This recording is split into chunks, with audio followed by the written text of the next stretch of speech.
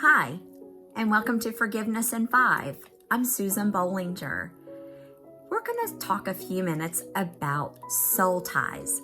Soul ties is a relatively new subject that's been around for 5 years or so, but I have found that the more I have studied it, it is a very, very important subject, and you need to know all about it.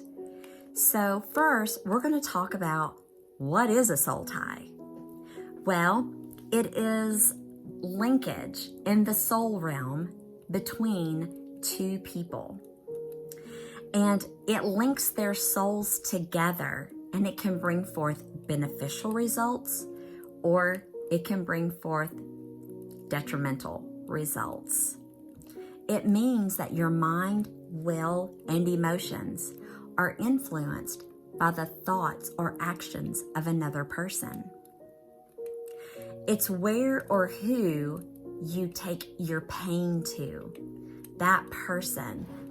When you take your pain to a certain individual, you have linked yourself to that person.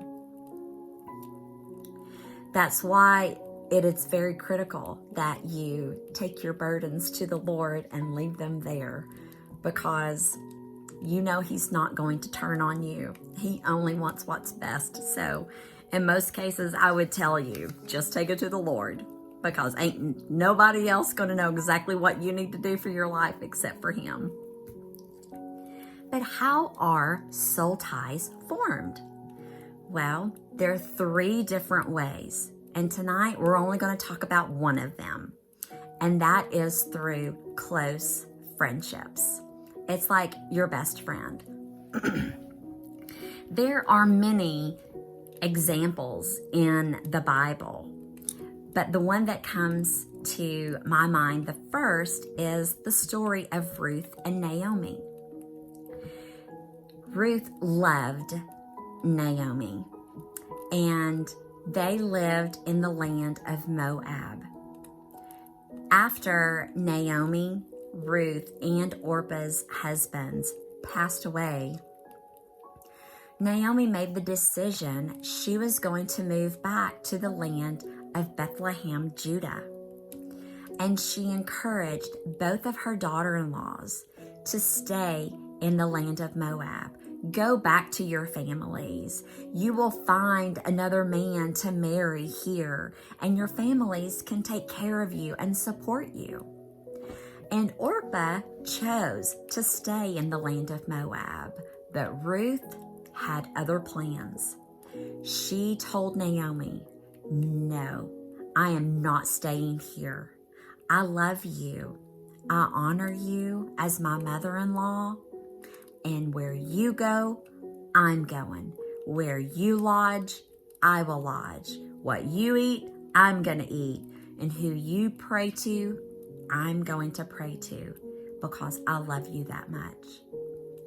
And so they took the journey back to the land of Bethlehem, Judah, the land of milk and bread, back to the place where they could be fed. And that is such an amazing story, because here you have a girl who would be considered from the wrong side of the tracks, who went to the land of Bethlehem, Judah. She was chosen by Boaz to be his wife, and she was in the lineage of Jesus Christ. That's what good soul ties will get you. It brings blessings, and God's power increases when you have a good soul tie with someone. So, I hope that this has helped just a little bit. We're going to talk more about the second way that you can form a soul tie in the next episode. But I talk about this in detail in my book, Bloom, A Process to Achieve Complete Forgiveness.